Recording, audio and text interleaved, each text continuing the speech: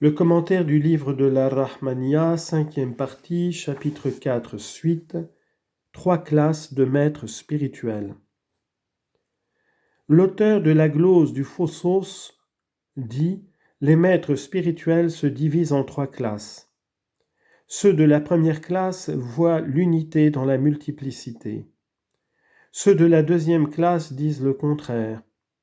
Ceux de la troisième voient la multiplicité dans l'unité elle-même et l'unité dans la multiplicité elle-même d'une vue générale et unique.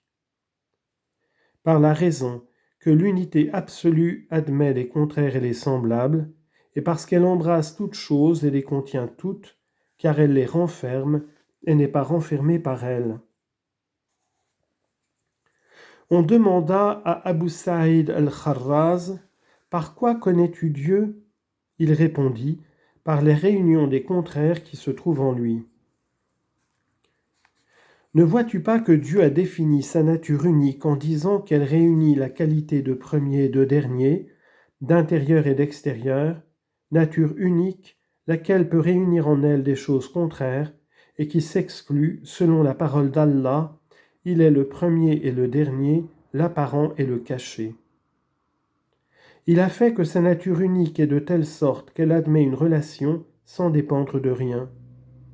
Car ce qui est défini comme une nature unique, admettant la qualification de premier et de dernier, d'apparent et de caché, est une nature une qui n'admet ni diversité ni contradiction.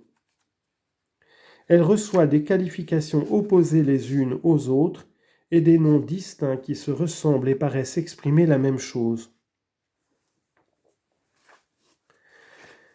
Si tu as compris cela, tu sauras que l'unité est dans la réalité et la multiplicité dans l'apparence et la voix.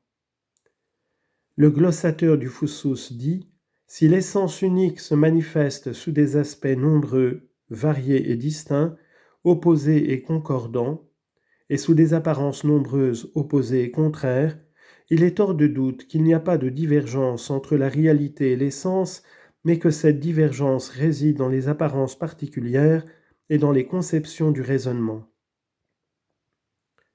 Si nous considérons la réalité et l'essence, nous admettons l'unité absolue. Et si nous considérons la multiplicité en relation avec la division et la réunion des êtres, nous admettons la multiplicité. Voilà en résumé ce qui concerne la question de l'anéantissement dans l'unité, auquel parviennent tous ceux qui invoquent le troisième nom. Conclusion, Tatimma. Les 3 classes d'hommes par rapport à l'état d'anéantissement. Les hommes se divisent en 3 classes. La première classe est celle de celui qui est anéanti dans l'auteur des êtres créés. Fana fil mukwin han el akwan, en s'éloignant de ces êtres créés. Il fait partie des gens de la station de l'Ihsan, état de la faveur divine.